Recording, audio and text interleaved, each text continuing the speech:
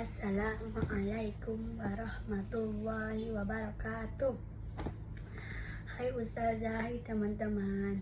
Perkenalkan, nama saya Alifah Syabira, kelas 5A, MIT Asrama Ambon, akan mempresentasikan tentang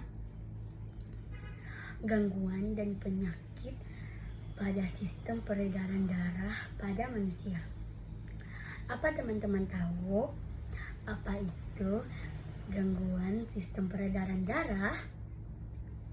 Gangguan peredaran darah adalah kelainan atau penyakit yang terjadi pada sistem peredaran atau sirkulasi darah manusia, baik yang disebabkan oleh faktor internal maupun faktor eksternal.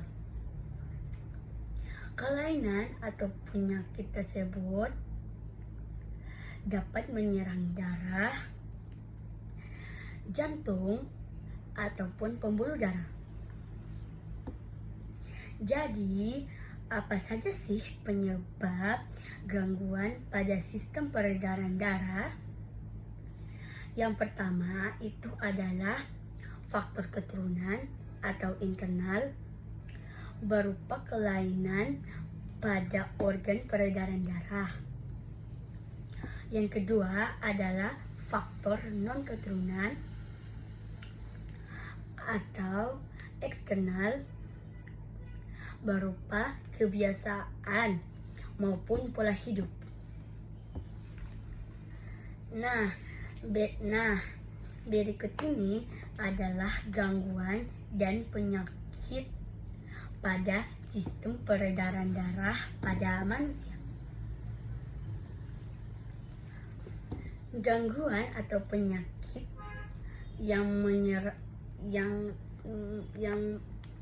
yang berupa faktor keturunan adalah hemofilia dan thalassemia.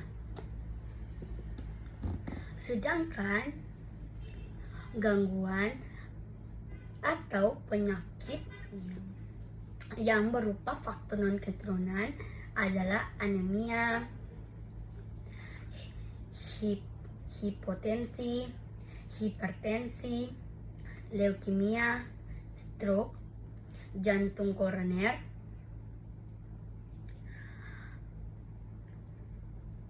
varises, dan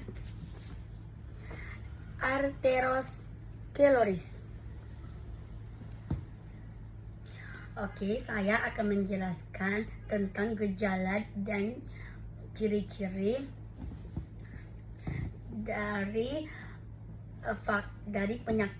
faktor keturunan. Yang pertama adalah penyakit hemofilia.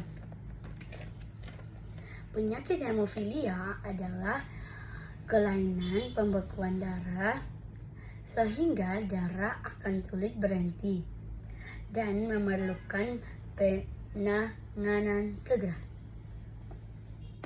Gejala-gejala penyakit ini adalah mimisan tanpa sebab, pendarahan pada luka ringan, pendarahan pada sendi, dan pendarahan pada luka kering.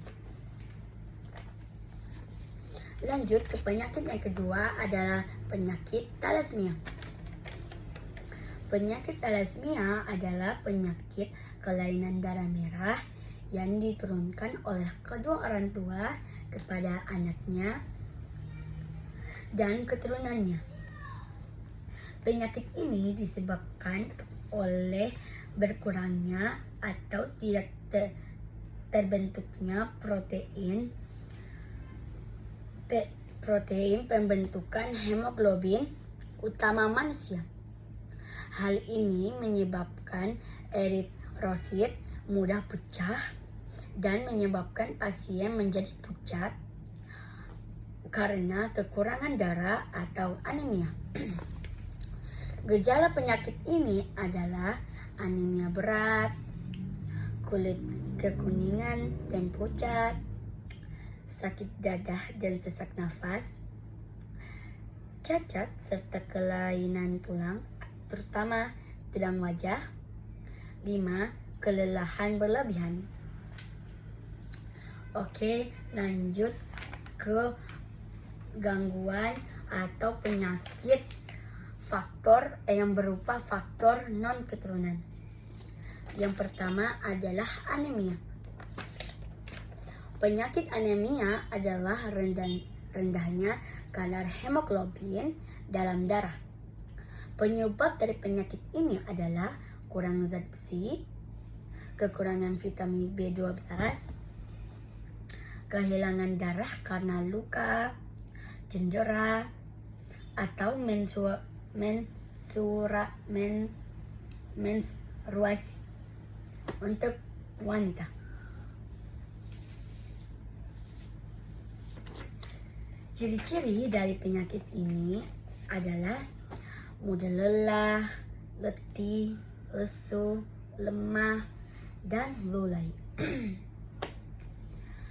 Muka pucat dan kepala pusing.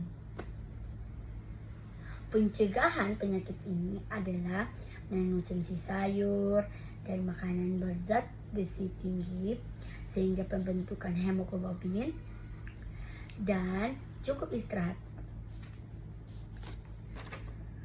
Lanjut ke penyakit yang kedua adalah penyakit hipotensi. Penyakit hipotensi adalah rendahnya tekanan darah, yaitu di bawah 120 per 80 mmHg. Ciri-ciri atau gejala penyakit ini adalah sering pusing, penglihatan berkunang-kunang, keringat dingin, mudah lelah, dan denyut nadi terasa lemah. Pencegahan penyakit ini adalah mencukupi kebutuhan cairan tubuh, mengonsumsi makanan cukup garam, dan olahraga teratur.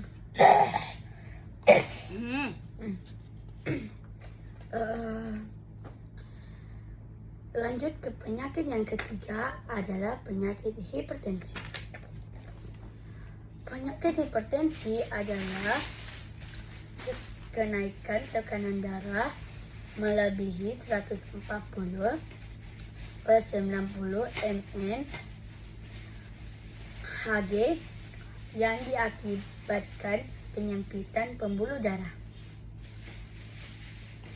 Penyempitan pembuluh darah tersebut disebabkan karena berat badan berlebihan, kurang olahraga, stres, dan banyak mengonsumsi minuman alkohol dan makanan berlemak.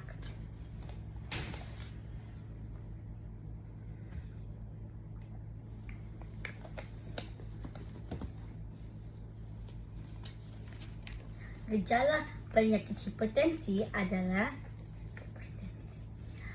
sakit kepala, dada berdebar-debar, sesak napas dan nyeri dada, penglihatan buram, dan mual atau muntah. Pencegahan hipertensi adalah pertama, menjaga berat badan tubuh secara ideal. Kedua, menghindari minuman alkohol. Ketiga, olahraga teratur. Keempat, menghindari stres. Dan terakhir, mengurangi makanan berlemak. Lanjut ke penyakit yang keempat, yaitu penyakit leukemia. Penyakit leukemia merupakan penyakit kanker darah yang diakibatkan produksi sel-sel darah putih terlalu tinggi, sehingga sel darah putih justru memakan sel darah merah. Cara mengatasi penyakit ini adalah dengan cara kemoterapi dengan bahan kimia untuk membasmi sel kanker.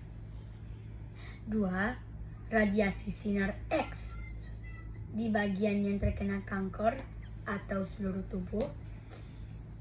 3. Transplantasis kekempalan si sel induk. Lanjut ke penyakit yang kelima adalah penyakit jantung koroner. Penyakit jantung koroner adalah gangguan pada jantung akibat penumpukan lemak, darah, atau kolesterol pada arteri koronaria.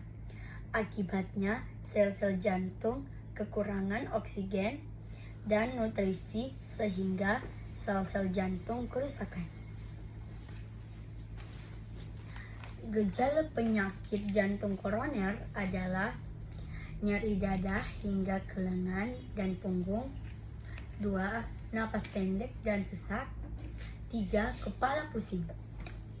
Pencegahan jantung koroner adalah rutin olahraga, istirahat yang cukup, menghindari minuman alkohol dan merokok, mengurangi makanan berlemak, menjaga berat badan ideal.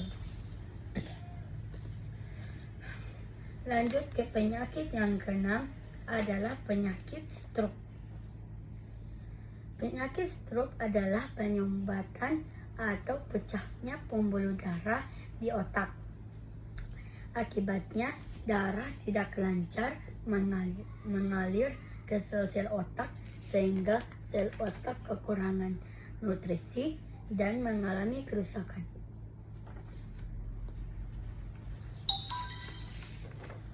Cara mengatasi stroke adalah dengan cara rutin olahraga, istirahat yang cukup, menghindari minuman alkohol dan rokok, mengurangi makanan berlemak tinggi, menjaga berat badan ideal. Lanjut ke penyakit yang ketujuh adalah penyakit varises. Penyakit varises adalah pelebaran dan terpuntirnya pembuluh balik vena di tungkai kaki atau tangan. Cara mencegahnya adalah menghindari berat badan berlebih, menghindari berdiri terlalu lama. 3. Mengurangi pemakaian sepatu hak tinggi. 4. Meluruskan kaki setelah berjalan atau berlari.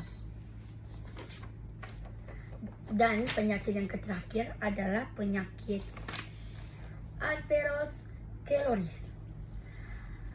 Arteriosklerosis adalah penyakit penyumbatan pembuluh nadi atau arteri oleh lemak dan kolesterol yang mengeras atau plak. Akibatnya aliran darah kurang lancar mengedarkan oksigen dan nutrisi. Arteriosklerosis pada jantung dapat menyebabkan jantung koroner. Jika di otak dapat memicu stroke. Cara mencegah penyakit ini adalah dengan cara rutin olahraga, mengurangi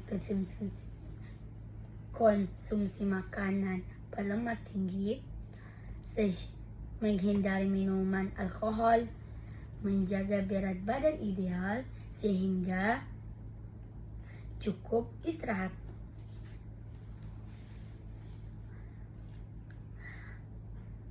Tentu kita ingin selalu sehat dan tidak mau memiliki gangguan atau penyakit. Ada istilah lebih baik mencegah daripada mengobati. Itu adalah istilah yang benar loh teman-teman. Jadi kita harus mencegah penyakit datang menyerang tubuh kita. Nabi Muhammad SAW bersabda, setiap penyakit ada obatnya apabila obat itu tepat untuk suatu penyakit. Penyakit itu akan sembuh dengan izin Allah. Terima kasih teman-teman. Assalamualaikum warahmatullahi wabarakatuh.